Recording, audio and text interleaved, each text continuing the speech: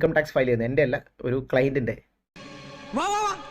ഒരു കഥ കേട്ടിട്ട് കുറച്ച് നാളായി. നല്ല ആ ക്ലയൻറ്റ് ബാംഗ്ലൂരിൽ ഒരു IT കമ്പനിയിൽ മാനേജറാണ്. പുള്ളിയുടെ salary per month 6 lakhs per month. അപ്പോൾ ഏകദേശം 70 to 73 lakhs വെച്ചോളൂ. യെസ്, പുള്ളി അടച്ച ഇൻകം ടാക്സ് ഞാൻ കണ്ടിരുന്നുണ്ടോ? ഈ 73 ലക്ഷം രൂപയാണ് പുള്ളിയുടെ റവന്യൂ. അതിൽ 22,56,000 രൂപയാണ് ഇൻകം ടാക്സ്. സോ ഓൾമോസ്റ്റ് 30% അല്ലേ? ശരിയാണോ? 72 ലക്ഷത്തിൽ നിന്ന് 22 പോയി കഴിഞ്ഞാൽ ബാക്കി 50 ഉണ്ടാവുള്ളൂ. ശരിയല്ലേ? ബാക്കി 50 ലക്ഷം ഉണ്ടാവുള്ളൂ. അതല്ലേ പ്രോഫിറ്റ് ആഫ്റ്റർ ടാക്സ് അല്ലെങ്കിൽ ഇൻകം ആഫ്റ്റർ ടാക്സ്? അതല്ലേ? 22 ലക്ഷം രൂപ ടാക്സ് എന്ന് പറയുമ്പോൾ എത്ര മാസം അയാൾ ഗവൺമെന്റിന് വേണ്ടി വർക്ക് ചെയ്യുന്നുണ്ട്? 3 to 4 months അല്ലേ? 3-4 മാസം അങ്ങേര് വർക്ക് ചെയ്യുന്ന ആർക്ക് വേണ്ടിയിട്ടാണ്? മോദിജിക്ക് വേണ്ടിയിട്ടാണ് അല്ലേ? നമ്മുടെ നാടിന്റെ നന്മയ്ക്ക് വേണ്ടിയിട്ടാണ്. നമ്മുടെ നാടിന്റെ വികസനത്തിനാണല്ലോ എന്ന് ഓർക്കുമ്പോ ഒരാശ്വാസം.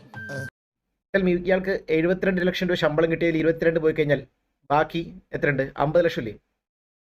ഈ 50 ലക്ഷം രൂപയ്ക്ക് ഇയാൾ ഒരു കാർ മേടിക്കാൻ വെച്ചോളൂ, ഒരു ഫോർച്യൂണർ മേടിക്കാൻ. ഒരു ടൊയോട്ട ഫോർച്യൂണർ ഏകദേശം എത്ര പ്രൈസ് ഉണ്ടാവും? Okay, 40 lakhs. ഈ 40 lakhs കാറില്ലേ മക്കളെ, എത്രയാണ് അതിലിട്ട് അടയ്ക്കാനുള്ള ടാക്സ് എന്നില്ലേ? 29 ലക്ഷം രൂപയുടെ കാറിനെ, 29 ലക്ഷമാണ് കാറിൻ്റെ വില. 14 ലക്ഷം രൂപ GSTയും സെസ്സും. GST 28%, compensation cess 22%. എത്രയായി? 50%. 50%. കയ്യിൽ എത്ര പൈസ ഉണ്ടെന്നറിയോ? ഇല്ല.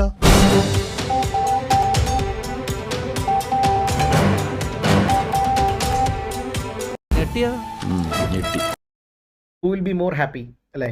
Customer or government? Government.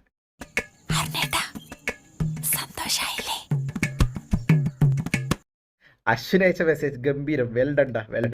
Unemployment നല്ലതെന്ന്. This entertaining, my patience is waning.